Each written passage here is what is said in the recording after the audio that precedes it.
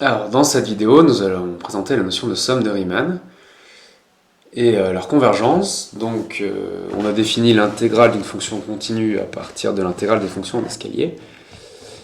Avec des bandes supérieures et des bandes inférieures, c'était un petit peu difficile techniquement. Donc là, on va simplifier, on va prendre une subdivision régulière. Et on va montrer que la fonction en escalier qui prend les valeurs de f au point de la subdivision régulière, eh bien, l'aire sous la courbe, c'est-à-dire l'intégrale de cette fonction en escalier, converge, au sens habituel des suites, vers l'intégrale de f. Donc, définition, on prend f de Abenauer une fonction continue, n un entier naturel non nul, ce qu'on appelle somme de Riemann de f d'ordre n, noté Sn de f, c'est 1 sur n, somme de 0 n-1 de f au point a plus k b-a sur n. Donc ces points, on en a parlé au début du chapitre. Quand on subdivise AB en n plus 1 point, régulièrement, on obtient les points a plus k b-a sur n. Donc on prend f en des points régulièrement espacés, on multiplie ça par 1 sur n. Graphiquement, donc on a subdivisé en n plus 1 point. À chaque fois, donc au point a plus k b-a sur n, on a un rectangle de hauteur f de a plus k b-a sur n. Et la largeur ici, c'est 1 sur n. Donc, dans la somme précédente, 1 sur n fois un terme, c'est l'aire d'un rectangle. Donc si on fait la somme, Sn, ça représente la somme des aires de tous ces rectangles. Donc attention, les rectangles à chaque fois, c'est la partie gauche qui touche la courbe. On appelle ça les rectangles à gauche, par exemple ici. Donc Sn représente l'aire de la partie grisée. Et donc le théorème qu'on va montrer, c'est que si la fonction est continue, et que n tend vers l'infini, donc la largeur des rectangles tend vers 0, et bien la quantité Sn, quand n tend vers l'infini, converge vers la valeur moyenne de f. Donc on appellera ça le théorème de la valeur moyenne, parce que si on a la valeur moyenne, on dit aussi convergence des sommes de Riemann. Alors pour simplifier, on a très souvent a qui vaut 0 et b qui vaut 1. Donc l'énoncé est plus simple. Si f est continu entre 0 et 1, 1 sur n somme des f de k sur n converge quand n tend vers l'infini vers l'intégrale de f entre 0 et 1. Alors petit détail technique, 1 sur n, n c'est le nombre de termes de la somme va de 0 à n-1. Donc il faut respecter les bornes pour avoir l'énoncé. Et donc ici, on voit ça comme une espèce de moyenne discrète. En fait, la somme des valeurs divisée par le nombre de valeurs. Et donc la moyenne discrète converge vers ce qu'on appellerait la moyenne continue. Donc voyons voir la preuve. Alors la preuve générale pour une fonction continue est hors programme, puisqu'elle est trop longue pour être faite en PCSI. Donc on peut faire quand même deux cas particuliers. Alors on va déjà se placer sur 0,1.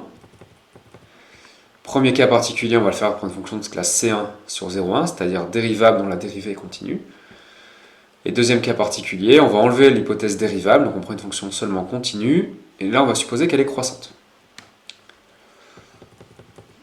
Alors voyons la démonstration. Donc on suppose dans un premier temps que f est de classe C1 sur 0,1, donc elle est continue. Et on appelle Sn 1 sur n, somme des f de k sur n de 0 n-1, et on appelle I l'intégrale de f. Donc, ce qu'on veut montrer, c'est que quand n tend vers l'infini, Sn converge vers I. Alors, tout est un jeu d'écriture. Donc, l'intégrale I, avec la relation de Charles, on la découpe en n intégrales. On fait l'intégrale de 0 à 1 sur n, plus l'intégrale de 1 sur n à 2 sur n, plus 3 petits points, jusqu'à l'intégrale de n-1 sur n, à n sur n qui vaut 1. Donc, I, on peut l'écrire comme une somme de n intégrales. Deuxième chose qu'on remarque, c'est si on fixe k entre 0 et n-1, et qu'on calcule l'intégrale de f de k sur n dx. Comme ceci est une constante par rapport à x, eh bien on trouve 1 sur n, somme des f de k sur n. Donc ceci permet d'écrire Sn comme une somme d'intégrales. sachant qu'avant on a écrit i comme une somme d'intégrales, et les bornes sont les mêmes pour les intégrales. Donc si on fait Sn-i par linéarité du signe somme, on regroupe, on obtient ça. Par linéarité de l'intégrale ici, on obtient l'intégrale de f de k sur n moins f de x. Alors cette égalité, je vais l'appeler étoile parce qu'elle resservira dans la deuxième preuve. Alors ici, on passe à la valeur absolue. On sait que la valeur absolue de Sn-i, c'est plus petit que la valeur absolue d'une somme. Par une égalité triangulaire, c'est plus petit que la somme des valeurs absolues. Mais on a aussi l'inégalité triangulaire pour l'intégrale. La valeur absolue d'une intégrale est plus petite que l'intégrale de la valeur absolue. Donc ceci pour tout cas. Pour ajouter le signe somme devant, on fait par somme d'inégalité. Donc par transitivité, on trouve que valeur absolue de Sn-i est plus petit que la somme des intégrales de f de k sur n moins f de x en valeur absolue. Alors ensuite, on se rappelle qu'on a supposé que f était de classe C1 sur le segment 0,1. Donc sa dérivée est continue sur ce segment. Donc la valeur absolue de sa dérivée l'est aussi, puisque c'est une composée de fonctions continues. Alors le théorème des bornes atteintes nous dit qu'une fonction continue sur un segment admet un maximum, qu'on appelle m. M, c'est le maximum de valeur absolue de f'. Et après, l'inégalité des accroissements finis nous dit que si la dérivée en valeur absolue est majorée par m, alors pour deux points de l'intervalle, la valeur absolue de f de x1 moins f de x2 est plus petit que m fois valeur absolue de x1 moins x2. Donc ceci, on l'applique pour x2 qui vaut x. X est entre k sur n et k plus 1 sur n, et x1 qui vaut k sur n. On obtient cette majoration par m valeur absolue de k sur n moins x. Et comme x est plus grand que k sur n, ça fait x moins k sur n sans valeur absolue. Donc par croissance de l'intégrale, on rajoute l'intégrale des deux côtés. Par linéarité, on peut sortir le m, on arrive ici. Et ici, donc, on a un polynôme de degré 1. Un bon choix de primitif qui simplifie beaucoup les calculs, c'est pas x carré sur 2 moins kx sur n, c'est 1 demi de x moins k sur n au carré. C'est toujours pas mal de simplifier. Donc on obtient que l'intégrale de k sur n à k plus 1 sur n de x moins k sur n, c'est cette primitive dont on parlait entre k plus 1 sur n et k sur n. En k plus 1 sur n, ici, il reste 1 sur n, et en k sur n, ça donne 0. Donc ça c'est tout de suite simplifié. On trouve 1 sur 2n carré. On réinjecte, on obtient que valeur absolue de Sn-i est plus petit que la somme des m sur 2n carré. Comme ceci ne dépend pas de k, et qu'il y a n termes, ça fait n fois ceci, donc m sur 2n. Donc on a obtenu cette inégalité. Alors m sur 2n, quand n tend vers l'infini, ça tend vers 0. Comme ici, on a pris le soin de mettre une valeur absolue, on peut conclure, d'après le théorème de majoration de l'erreur, que Sn converge vers I. Et on connaît la vitesse de convergence, d'après l'inégalité qui est là. Pour une fonction C1, on trouve une vitesse en constante divisée par n, en 1 sur n on dit.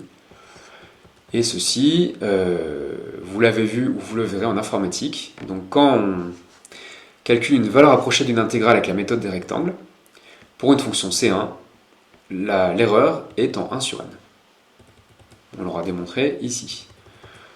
Alors, quand vous verrez la méthode des trapèzes, vous verrez que l'erreur est en 1 sur n carré, donc c'est quand même plus précis. Alors maintenant, on va faire la preuve pour une fonction continue croissante.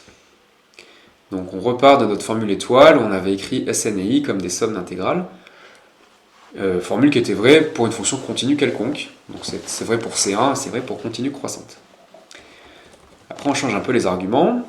On utilise que la fonction est croissante. Donc ici, quand x est entre k sur n et k plus 1 sur n, f de x est entre f de k sur n et f de k plus 1 sur n. Donc on intègre sur l'intervalle par croissance de l'intégrale, on obtient ça. Ce terme, on le soustrait aux trois autres. Par linéarité, on arrive ici. Et ici, on intègre par rapport à x, et ce terme ne dépend pas de x. Donc ça fait la constante fois la longueur de l'intervalle, 1 sur n. Alors là, les termes ne sont pas dans le bon sens, donc on multiplie tout le monde par moins 1. On arrive ici. Ici, on dit que moins l'intégrale, c'est l'intégrale de moins la fonction, donc on échange les deux termes. Ensuite, on somme les inégalités pour k allant de 0 à de moins 1. Au milieu, on reconnaît Sn-i, c'était la formule étoile. À gauche, on a une somme télescopique. Ça fait f de 0 sur n, f de 0, f de n sur n, f de 1. Donc on arrive là. Donc là, il n'y a pas de valeur absolue, mais on a un quadrat des deux côtés. Donc là, c'est le théorème des gendarmes. 0 tend vers 0. Une constante sur n tend vers 0 quand n tend vers l'infini. Donc par encadrement, Sn-i tend vers 0. Et comme i est une constante, on déduit que Sn tend vers i. Et le théorème est démontré dans ce cas-là.